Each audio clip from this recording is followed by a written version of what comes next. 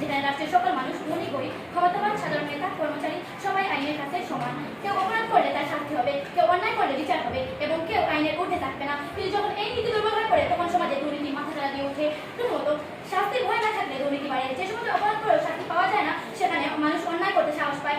দুর্নীতিবাজ ব্যক্তিভাবে ঘুষ দিলেও সমস্যা নেই, টাকা আত্মসাৎ করলেও রক্ষা পাওয়া যাবে, ক্ষমতার জোরে সব সামনে নেওয়া যাবে। এই শাস্তিহীনতা সংস্কৃতি দুর্নীতিকে সবচেয়ে বেশি উৎসাহিত করে। অর্থাৎ আইনের শাসন না থাকলে দুর্নীতিবাজদের মনে ভয় থাকে না, আর ভয় না থাকলে দুর্নীতি বাড়তে থাকে। দ্বিতীয়ত, আইনের শাসন প্রয়োগ না থাকলে দুর্নীতি ছড়িয়ে পড়ে। আমরা প্রায় দেখি সাধারণ মানুষ ছোট ভুল করলে তাদের দ্রুত শাস্তি পায়, কিন্তু বড় বড় দুর্নীতিবাজ প্রভাবশালী নেতা ক্ষমতাবান কর্মকর্তা বা ধনীরা নানা উপায়ে পার পেয়ে যায়। এতে সমাজে একটি ভুল বার্তা প্রয়োগ হয়, ক্ষমতা থাকলে অন্যায় করলেও পার পাওয়া যায়। ফলে অন্যরাও দুর্নীতিতে জড়িয়ে পড়ে। অর্থাৎ আইনের অসপ্রয়োগ দুর্নীতিকে সামাজিকভাবে গ্রহণযোগ্য করে তোলে। যে দেশে আইনের শাসন কঠোর এবং প্রতিষ্ঠিত সেই দেশে অপরাধ খুবই কম। মধ্যপ্রাচ্যের দেশগুলোতে কঠোর আইনের শাসন থাকায় সেখানে অপরাধ সংঘটিত খুবই কম হয়। তৃতীয়ত, দুর্বল বিচার ব্যবস্থা দুর্নীতির নিরাপদ আশ্রয়। যখন মামলা বছরের পর বছর ঝুলে থাকে, বিচার করতে দেরি হয়, তখন দুর্নীতিবাজরা আরও সাহসী হয়ে ওঠে।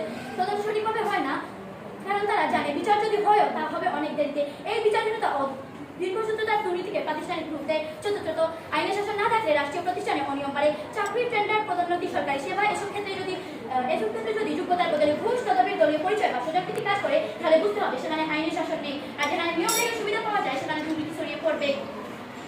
সুতরাং আমরা স্পষ্টভাবে করতে পারি, দুর্নীতি যখন বিচার না করে তখন আইনের সঠিক প্রয়োগ থাকে না, অপরাধীরা শাস্তি পায় না এবং ক্ষমতার হয় না আইনের ঊর্ধ্বে চলে যায়। তাই শাসনের অভাবই দুর্নীতি বিস্তারের মূল কারণ।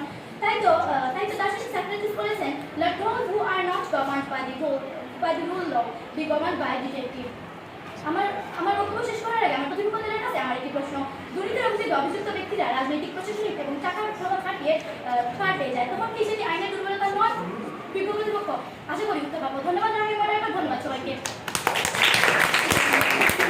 ধন্যবাদ পক্ষ দলের প্রথম বক্তা নাবিদা রশিদকে এত সুন্দর উপস্থাপন করার জন্য। এবার আমরা এই পক্ষ দলের প্রথম বক্তা অদিতি বিশ্বাসকে অনুরোধ জানাচ্ছি তার বক্তব্য উপস্থাপন করার জন্য।